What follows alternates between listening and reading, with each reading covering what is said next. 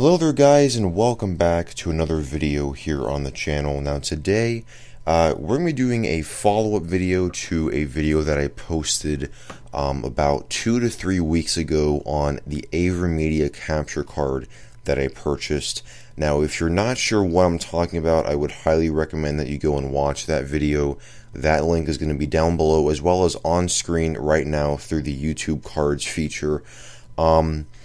And the reason why that I'm kind of making this video this week is because that I didn't make one last week for you guys, and I do kind of want to make up for that.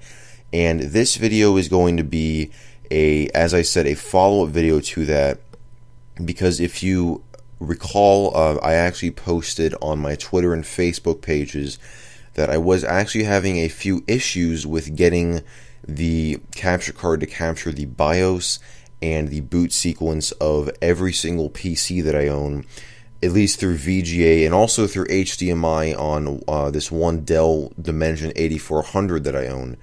And I've kind of narrowed down all of those issues to this one VGA to HDMI converter box that I purchased through Amazon alongside the AVerMedia capture card itself. And I don't really think that this issue would affect most people, but essentially the reason why that it was happening to me is because that this converter box is a powered converter, and it does not capture signals, I believe, below 640 by 480.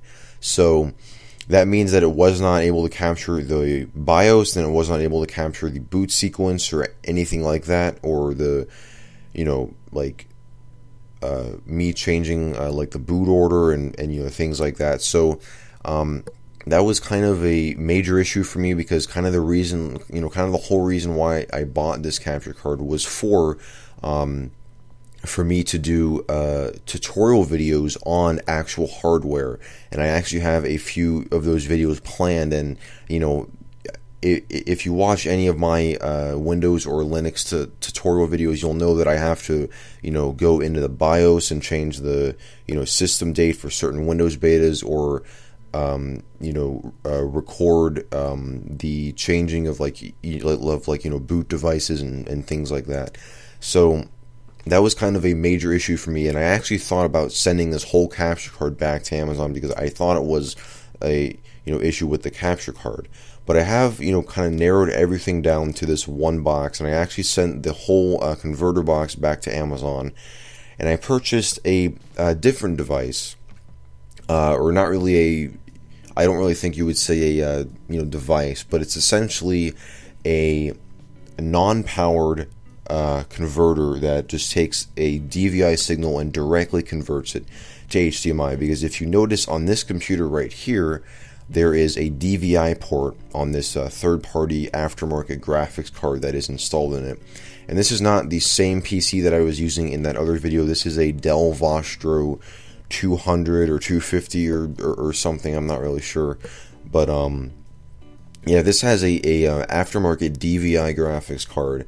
And I was originally thinking of actually purchasing a whole separate dedicated HDMI card that just has like an HDMI port on it, but that was going to cost about $30 to $40, and I kind of want to avoid doing that, at least for now, because I want to see if this works. Because this converter, as you'll see here, it only costs about $2, and then plus shipping was about $4 to $5, which is significantly less than $30 to $40 on a HDMI graphics card.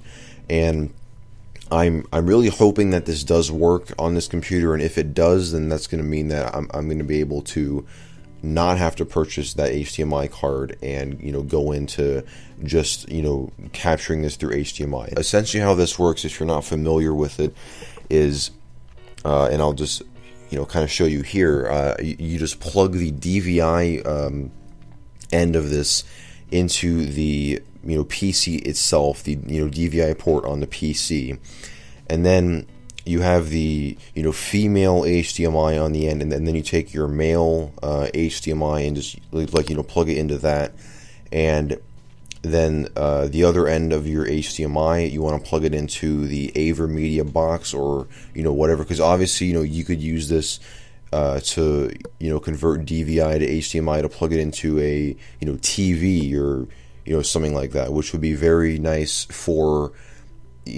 having trying to save money on creating a home theater PC or something like that. So if this works for me, I would highly recommend purchasing this if you're need something like that. But I can't really say anything right now.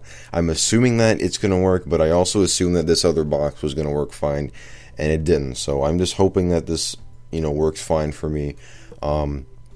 I did actually, in the last take, I had a issue with the AVerMedia box being recognized by my PC for some reason, so I'm going to have to reinstall all the drivers, and for some reason it just stopped working. I'm not really sure why. So what I'm going to do is I'm going to pause the video here, get all those drivers reconfigured and everything, and then I'll get back to you, and we'll see if this thing actually works. Okay, so after numerous attempts, and I mean numerous attempts at trying to figure out what exactly is wrong, because essentially, and I'm probably not going to show this in the video, but I plugged the DVI into here, the DVI end of the adapter into here. This is again the same Dell Vostro machine. I then plugged the from the end of that adapter, I plugged the HDMI cord. I plugged that, let me just swing over here. I plugged that into the HDMI port on the AVerCapture HD, plugged it into my PC, and then I turned it on. And let me just get the video up here, because let me just show you kind of exactly what was going on.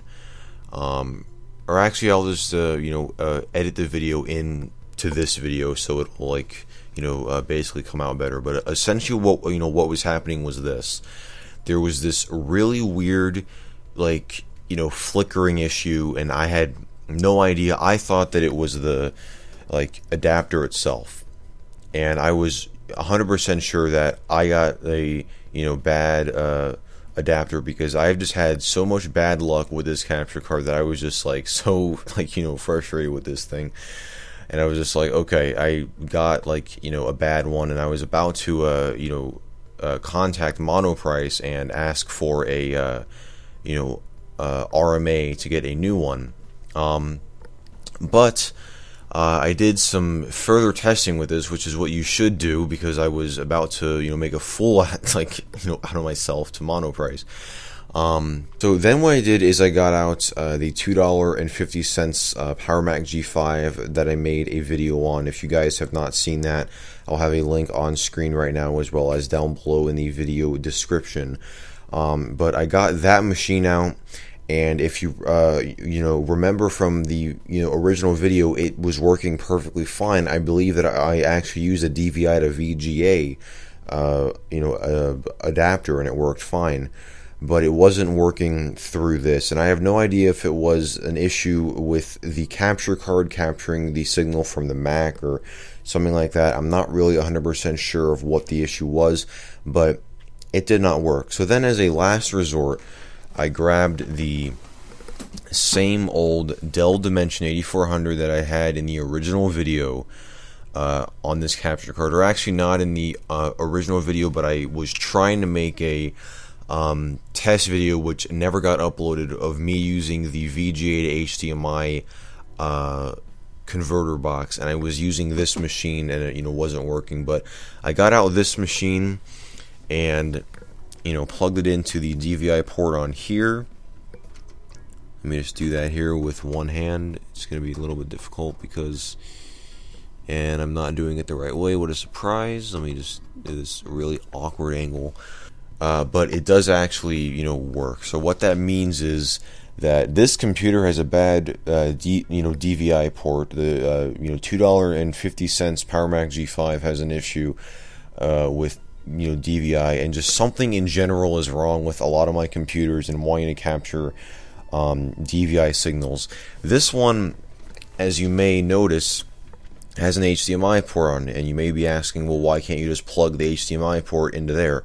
Well, that HDMI port is bad, and that is what is one of the major problems in the original video that never got uploaded. The HDMI port was not capturing anything whatsoever, and I mean it was not capturing anything. Even when I was booted into Windows, it was not capturing any signal, and I was really confused as to why, because I have another machine that has the same exact card in it, and it was working fine.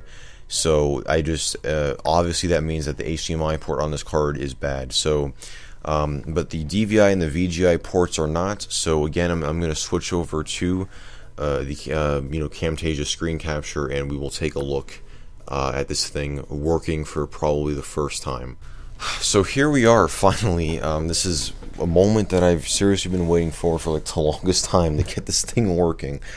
You'll see that I was testing it earlier, and it does capture perfectly fine. A thing about OBS, as it differs from the AVerMedia software, is instead of just saying no signal or something like that, it just will freeze on the last frame that it captured when there is no signal input. So what I'm going to do is I'm going to reach over here and press the power button, and you will see that the machine will turn on and capture the boot screen perfectly fine. Here we go, and there is nothing else plugged in, so it's going to give a keyboard failure. And this is again the same Pentium 4 that I tried to install Windows 10 on, that I have still not taken it off.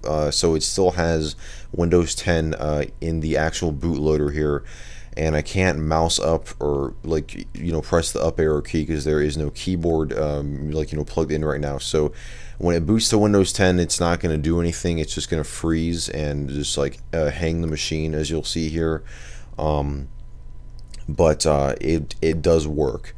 So that is a very good thing, and that is probably going to be the end of this video. Finally, we have this thing working, and this is great news because I can finally start making videos using this capture card, which is something I've wanted to do for a while, because it's just been a I have wanted to make a few videos on software and stuff that I think would turn out better on actual hardware than in a virtual machine, that I wasn't really able to do because I didn't want to sit there and put the camera in front of the monitor and things like that, because it just kind of looks bad. And also another thing is, this is going to also allow me to capture really crisp footage, hopefully from an iMac G3, and I'm hoping that it will let me do that.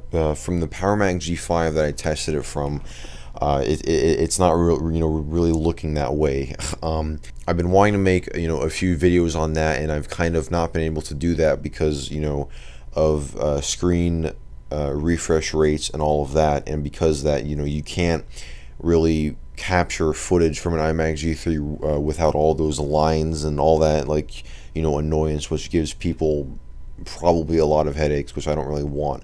So hopefully this will allow me to capture footage from that. Of course, I'll have to buy another VGA to DVI to HDMI adapter. There's gonna be a lot of adapters with this thing. I'm just gonna turn this off because, as you see, it's already hanging, then it's not doing anything. But yeah, as I said, this is going to end it off for this video, and I did want to get this out this week to you guys. Oh, it's booting back up again. Hang on. I'm going to turn it off. This machine likes to turn on when there's just a power cord plugged in randomly for some reason. I don't know, it's weird. But yeah, that is going to end it off for this video. I hope you guys enjoyed. And be, as I said in the last video, be looking out for the full case review on that Ooh La La case that I got. And again, thank you to them for sending that out to me. I will be doing that video sometime next week.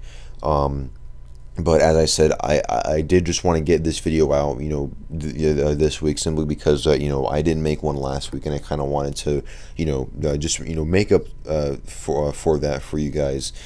And, yeah, guys, again, thank you so much for watching. If you enjoyed, definitely be sure to like and subscribe, and I will see you guys in the next video.